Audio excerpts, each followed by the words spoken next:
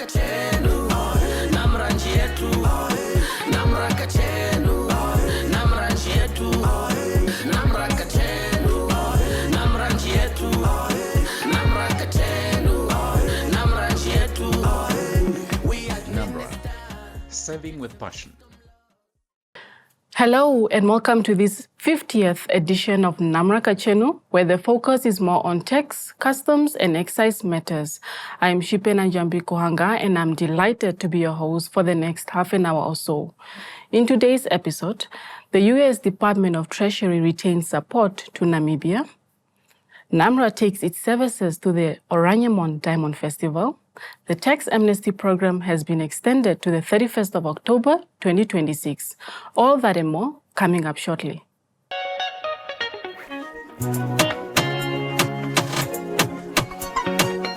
The United States U.S. Department of Treasury, through the Office of the Technical Assistance, is committed to see through its current support to the Namibia Revenue Agency with about 4 years remaining. Now, the department's Deputy Assistant Secretary Luyen Tren reaffirmed their commitment towards the full implementation of their largest support program in Africa during a courtesy call to the Minister of Finance and Public Enterprises, Ipumbu Shimi, who was accompanied by the U.S. Ambassador to Namibia, Randy Berry.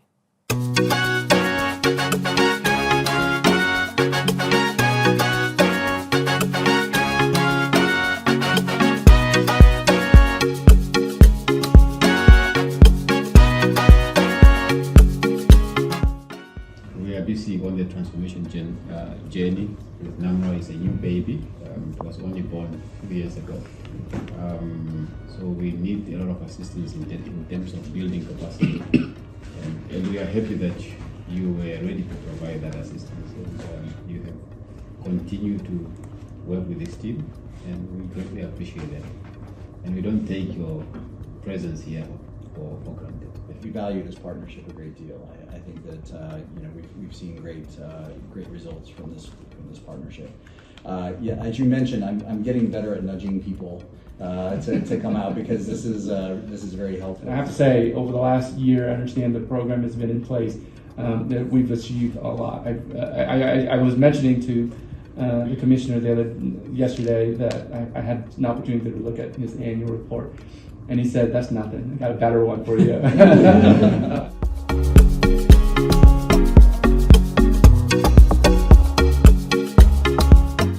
In a dual effort, NamRA participated in a renowned Diamond Festival while also hosting a dedicated taxpayer and trader education session for the local business community on the 31st of October 2024.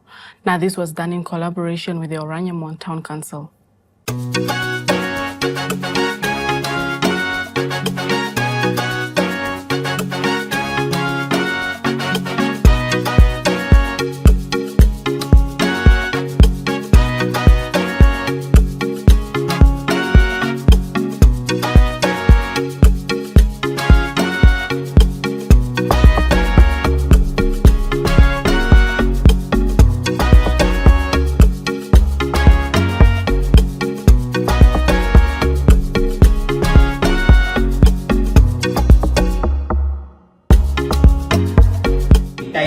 And then you get the 1/3 lump sum tax free, and the 2/3 becomes taxable. Depending you need to have attained the age of 60, or it's because of retrenchment. There's some certain, I think, 3 or 4 criteria. So I hope I answered your question. You understand why it's taxed after retirement, because it's allowed as a deduction against your salary while you are working. The same goes to the trade owner of that trademark. Whether it's when it's Nike, we send it there, and then they do the investigation. And then we are given a certificate or a letter to say these are counterfeit. So we detain, and then once we receive that certificate that is a counterfeit, then we seize. The goods detention, it means we are waiting for payment, or we are waiting for a certificate or any clarity in the process. But after 90 days, if the order does not come, we can seize the goods and then it becomes. The Minister of Finance and Public Enterprises has announced an extension of the tax amnesty program to the 31st of October 2026, which is aimed at providing relief for businesses impacted by COVID-19 closures. Now here to share further details is the Acting Head of Domestic Taxes. Good day, beloved taxpayers. The Honorable Minister just announced the good news of the extension of the tax amnesty program. This is a great opportunity and exciting that all the taxpayers should capitalize and grab this opportunity to make sure that they have settled all the outstanding balances for them to benefit for a full waiver of penalties and interest. Now, this time around, it's not going to be business as usual. As NamRA, we are going to have a dedicated team that is running the tax amnesty program as a project. Now, what that means is that all the taxpayers that own NamRA should be in the position of a payment plan and should honor such payment plan. Those who can, you may settle your capital balance fully in once off so that you can have your penalties and interest waived off. With the Ended Tax Amnesty Program, we have created a dedicated email address through which we have received your concerns pertaining to unresolved issues. Issues like tax returns that are not confirmed and pending audits. The team is actively working towards resolving these issues to ensure that they do not prevent you from taking part in this current tax amnesty program. Thank you. After the break, we'll be joined by Mr. Yarukeekuro Ndorokaze, who's the Chief of Strategic Communications and Support Engagements at NamRA. Stay tuned.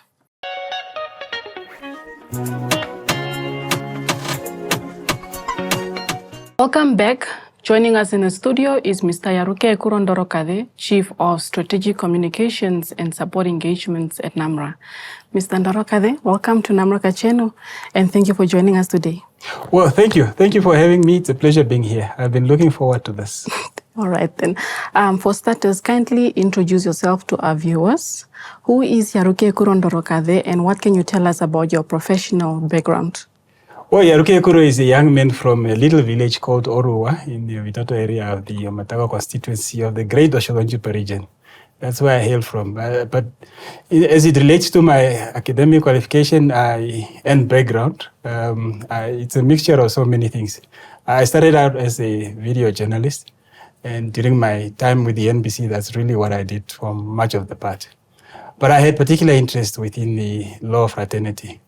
I always knew that I wanted to become a lawyer at one point. So I studied law. And then I transitioned from the newsroom into the boardroom of the NBC, where I ended up heading their legal departments. When the NBC time was done after 21 years, I then moved on to Momentum Metropolitan Namibia, 2018.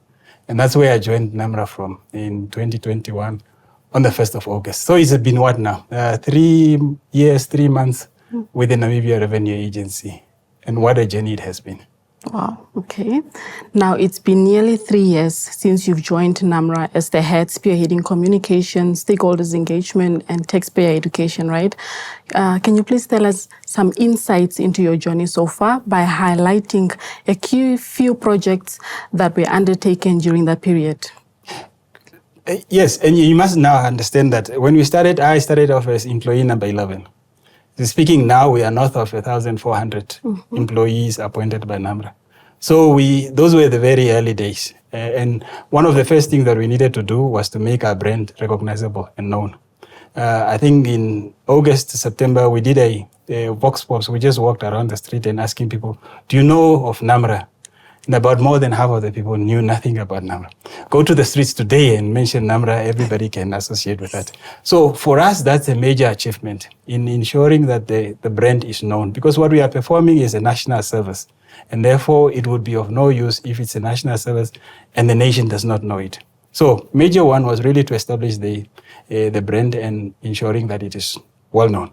Another one was we were very deliberate, and you would also recall that for the last 2 years, nobody has engaged the Namibian public better than the Namibia Revenue Agency. And that was deliberate. Initially, us introducing our mandate and talking to the nation about what we have been established to do. But now in later years, we are doing dedicated engagements, targeting specific sectors of our economy so that we get to understand those things that are peculiar with those sectors, having done the general appreciation of what we do in terms of stakeholder engagements. Great. So those two, for me, count as significant achievements to date. Great. So what has been the approach when it comes to stakeholders' engagements, and has it worked?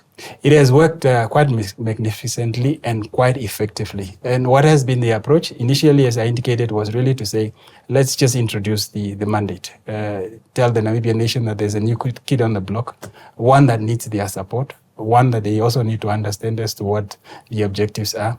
So on that score, we have really been successful. What we have now done, which we are continuing to do, is to say, it's fine to do general engagements. Let's now become sector specific. What have we done? There was a session that we had with the creative industry. And that one for us was really eye-opening, because we also got to understand that as much as you would cluster it as a creative industry, there are so many subsectors, each which is own particular aspects as it relates to what we do.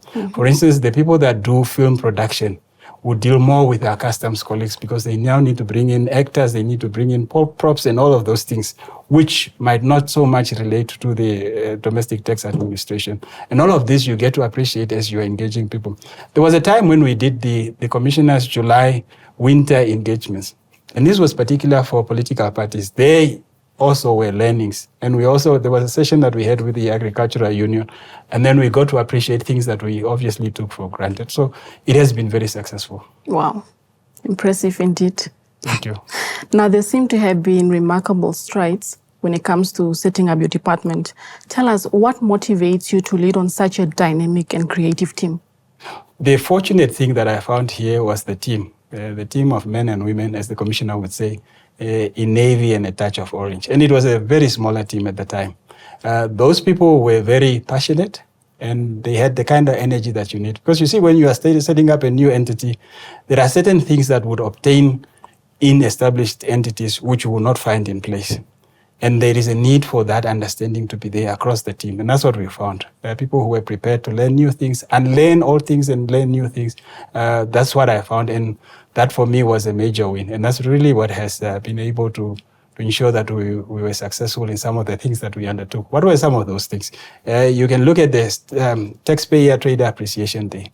This was something that we started from start without really proper benchmarking. It's only after we had our first Taxpayer Appreciation Day that we learned that the others have actually been in this business for a while, that we could now benchmark against. But this is something that we started without benchmarking from anybody else.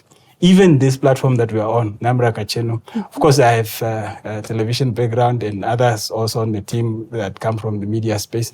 Other than that, when we were initially thinking about what it's going to be and what it's going to do, we never thought of this. This was way beyond what we thought, and we have actually outperformed ourselves as far as this is concerned. So those are some of the things that one found in place. But the major plus was the team that I had to work with. Those were the ones that really won it for us. Amazing. Now, just to follow up on that, you mentioned that the team that was in place when you joined, right? Now, we all know that change is very important when it comes to the success and growth of any organization, obviously. And we know that at the same time, change also involves people, And then we also know that people sometimes find it very difficult to adapt to change. What have you done as the head of department now to just basically ensure a smooth transition process for your people? I think the best thing you can do is really explain. With every step, people just want to be in the know as to what is going to come about. When we do this, what are we to expect? And I think in the main, that's really possibly the part that I've played most in trying to explain as to why we're taking this decision, why we are embarking on this path. There would be instances where people do not agree. And for me, it's fine. For as long as we continue talking, we will find a way, we'll find common ground along the way. But we didn't have to do much of that. All of it was really around explaining why we are doing what we needed to do. And as we would be reminded often, when you are starting up something, there would be other things, certain roles where you would find 3 individuals performing it. But in this case, one person needs to fill up all of that space. And that has really come in very well for us. And I think it all was due to people understanding what is their role. And as far as it relates to the end game, what is the significance of what they are doing. I think when people are able to see that, you can even take them anyway, even make them walk all the way. But for as long as there is an understanding and appreciation of why it is important, you would always be able to see that. And I think that's how we have been able to manage the change that we have seen in various business units, as well as the organization. There are areas that we can draw on. We, as an entity, I think we would also do very well as far as change management as a concept is concerned in the various things that we do. There are certain instances where we would have announced things publicly and the public would tell us, but you have not engaged us about this. These are changes, you could have engaged us much better. And all we're saying is that we take the learnings, but we march on. Thank you so much. Now, we all know that by now that NamRA often finds itself in the media spotlights for various public misunderstandings. What has been the most defining or challenging moment for you here, and what lessons have you taken from it? When we did the destruction of what has now become to be known as Order With Me consignment, and that was on the 10th of May 2022. And that's an unfortunate one, because you see, a day before that, we invited the media to come and cover this, because we were going to be very open about it. And half of the people that reported about it never showed up. And then after that, we issued a press release indicating what has been destroyed. And then there were unfortunate narratives that emerged from that of things that never happened on the day. One, we were told we banned these things. We tell them now, to this day, there was no fire on the day. And that's just trying to be simplified to the maximum. And then there were other narratives about NamRA targeting Namibians and smaller businesses as opposed to foreigners and all of that. That was very unfortunate. But you see, when you have the truth on your side, it will always emerge, it will always prevail. Over time, it might take a while, but then I think over time, we got to be appreciated for what we stand for, and the fact that, one, counterfeit is not something that should be encouraged. Wherever it exists, it must be somehow rooted out. And that's what we were against. So that one was a significant one for us. It still continues. We still have not repaired the damage that has come as a result of that. But because like I said, because we were on the right side of the law, but also very transparent in what we did, we were able to emerge from that. There were others. There were other reports that will talk about the things that we do. But overall, we have had a very good relationship with the media. If you ask me what is my rating as to what the relationship is on a scale from 0 to 10, I'll rate it around 7, because we are able to find each other. We think we are also available for them when they need us. And we think we have a very good relationship. Thank you so much. Now, since you're responsible for service improvement and customer experience, what are your hopes and aspirations for this function henceforth? This function is key to ensuring that we improve voluntary compliance, because what we are saying is that what we have done now is really spell out what the obligations are on taxpayers. Once we have done that, the next obligation then on our part is to ensure that it becomes very easy for them to comply, now that they know what the obligation is. And the service function is at the heart of that, ensuring to say that if I do not want to walk into your NamRA offices, I should be able to do this from the convenience of my home, and that should be available 24/7. If I send you an email and I want to inquire around this, you should be able to respond. You should also have platforms where I do not want to talk to a NamRA official, but I want to get the answers, and those answers are available. And that's how central this is to ensuring that we enhance voluntary compliance. And that's something that we are doing serious work around it. What have we done?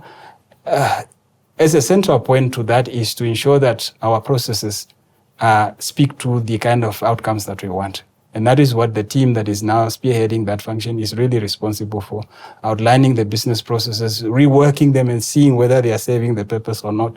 And that's going to take a while. But at the end of the day, we want to ensure that all of these platforms are available, and the service delivery is an experience that people would always want to talk about and would reference to say, if you want good customer experience, visit these guys at NamRA. Whether you walk into their offices, you call them, you go to their platforms, whether it's their website, social media platforms, they are ever there and they are able to respond. Coupled with that is also the taxpayer education. And there we also need to enhance the material that we have and the platforms. This platform is one of those where we enhance that, and others we would continue to see what the new technologies presents and what those opportunities are that we could then leverage on. Thank you. Before we close off the session, what are some of the primary challenges you've encountered and how do you plan to address them moving forward? Well, I'm not particularly seeing them as challenges, but some of the things that we really need to get over is the service part that we have spoken about. I think that for us is key now going forward. Having established the brand, obviously there's still work to be done around that, the utilization of the brand and the opportunities that come from that. Having ensured that there are stakeholders engagements, and we now have a format that works, because even from the taxpayer satisfaction, rather stakeholder satisfaction surveys that indicate that we are not off the mark so much. So we're getting feedback that is quite satisfactory. It's a service end.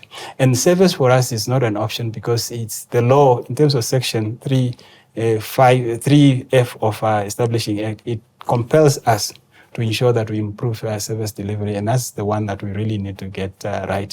And all hands on deck to ensure that we are able to attain that. Now, as we close off this session, any final remarks or messages you'd like to share with our viewers out there? Well, this edition is a special one because we are marking now 50, this is episode 50 of NamRA Kachenu. And this is a program that has been aired every second week. That tells you that for about 100 weeks, over 100 weeks, we have been busy at this to ensure that it comes. And as a founding presenter of this show, you would recall from where we started and where we are now. And the kind of people that you have spoken to over this period, the topics that we have covered, the insights that have been flagged here, we have really traveled a significant mile. And that we take a moment to celebrate because we have really done some great work. And therefore, we want to appreciate those that have been with us throughout this to say we will continue for another 50 episodes, possibly another 100 episodes. But for now, we say it has been 50 episodes of great content. And the good thing with the platforms where we are broadcasting this from is that when you miss the episode, you could always get it at any point, and you could find it from wherever you find yourself in this continent, planet. So please continue, but most importantly, give us the support, give us the feedback so that we know that the content we are producing actually meets your expectations. Thank you so much for your time. It's been a pleasure having you on the show. We appreciate the insights and we wish you continued success in your role at NamRA. Thank you very much. I really appreciate the opportunity to engage your viewers, but I also want to thank the team that has been responsible for this. Like I said, yourself and those that have really ensured that we give what we want to give. But behind what they never see is the team of dedicated, I wanted to say men and women, but it's predominantly women. And I'm very much proud of what they have done. Like I indicated, when we had the concept, we never envisioned what we have seen. What we have seen and the transformation that has happened over time is really something that is heartwarming. And for that, I'm grateful to the team. And I can only say they must continue with that. But we also get support from other people the production houses that helps us with this to ensure that the content looks the way it's supposed to look. For them, we are also grateful. Great. Now, that was Mr. Yarukeekuro Ndorokaze, Chief of Strategic Communications and Support Engagements at NamRA.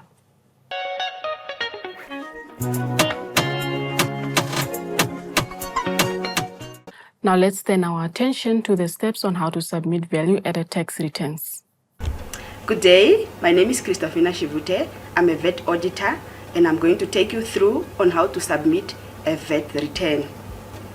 Step 1. Log into your ITAS portal by entering your username and password. Step 2. Go to Return tab. Step 3. Click on My Returns. Step 4. Click on Search Your Return. Step 5. Click on the VAT return you wish to submit. Step 6. Click on the File Your Return button. Step 7. Upload the VAT summaries and bank statements for all activities in the attachment container. Step 8. Click on VAT declared or VAT claimed and capture the figures relevant to the different fields in the return during the period in question. Step 9. Click on the VAT payable to verify tax payable or refundable. Step 10. Scroll down to declare by clicking in the declaration box. Step 11. Scroll up to enter the verification code. Step 12. Then click on the submit button. Note, do not click save before submit. Just click Submit button. That is all for today. Thank you for watching. Until next time. Next, we'll take you through the various value-added tax categories. Good day, viewers. My name is Reynold Indongo. Today I'm going to give you an overview of understanding your VAT periods and VAT categories in order for you to manage your VAT returns effectively and timely. Okay, when we talk about the VAT periods, we mean the interval of which a registered person must file or submit their tax return with NamRA. And we do have two VAT categories, Category A and Category B. Okay, Category A are for the VAT periods ending in uneven months. For example, January, March, May, and July. And if you are in that category, then your VAT periods will be, for example, 2024-01, 2024-03, 2024-05, and so on. Category B are for the VAT periods ending in even months. For example, February, April, June, August, and so on. And then, for example, in that category, your VAT periods will be 2024-02, 04, 06, 08, and so on. Okay, now let's look at how VAT periods apply to different types of businesses. In terms of Section 23, subsection 2A of the Value Added Tax Act number 10 of 2000, a person whose taxable activity is only farming can choose to be registered on the VAT period interval of 2 months, 4 months, 6 months, or 12 months, which is yearly. A registered person who is involved in farming and any other activities can only strictly be registered for the VAT period interval of 2 months. Lastly, let's look at the due dates of submitting VAT returns. VAT returns are due on or before the 25th of the month following the end of your VAT period. For instance, if your VAT period is 2024-03, your VAT return must be filed or submitted before the 25th of April. And if there is a payment to be done, it must also be done on or before the 25th of April. Thank you very much. Till next time. Here is the trivia of duties.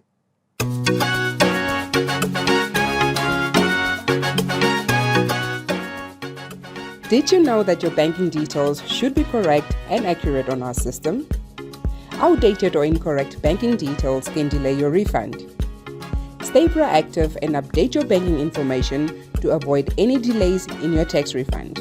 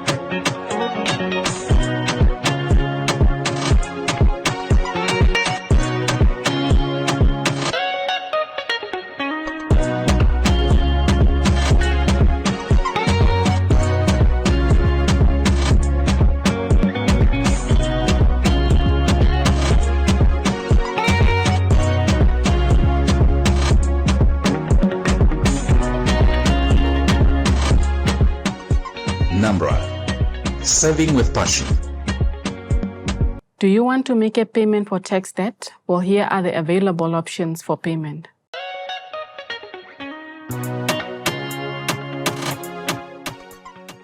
My name is Angela Kamui, Senior Revenue Treasury Officer at NamRA. I'm going to take you through the process of making payments to our NamRA offices.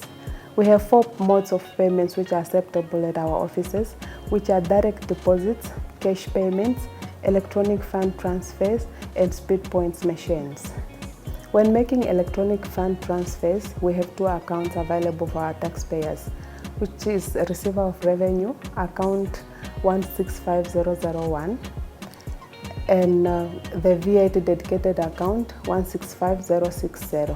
When making a direct deposit, our taxpayers need to fill this deposit slip at their commercial bank. You need to have your TIN with you. The TIN consists of 8 characters, and then you should also know the period that you are making the payment for. When making an electronic fund transfer, for your penalty or interest liability due to NamRA, you use the EFT referencing example as shown on the screen. It also has 19 characters, but on the tax type and tax period, you put 999, indicating that the payment is account payment. When making electronic fund transfers, EFT referencing example is shown on the screen, which comprises of 19 characters. The taxpayer reference number comprises of 5 parameters, which are as follows. 1. Represent the payment method, in this case, EFT payment. 06. Office of registration or your return office. The 8th character represents your tax identification number. 14 is tax type, in this case, employees tax. 2018-06 is the tax period for which the payment is meant for.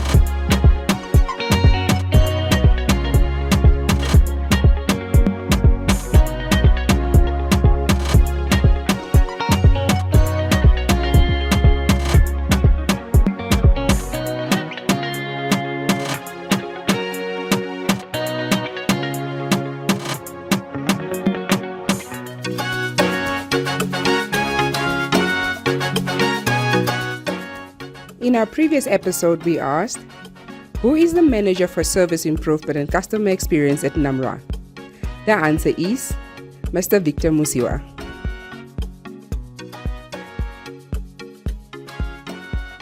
The question for this episode is, when is the extended tax amnesty program ending? Kindly email your answer to NamRA Kachenu at namra.org.na. The due date for submission is the 21st of November 2024. We will announce our winner in the next episode. And with that, we wrap this 50th edition of NamRA Kachenu. We trust that the information shared has been both valuable and insightful. Join us again in 2 weeks' time for the latest updates. But until then, stay informed and compliant. Goodbye.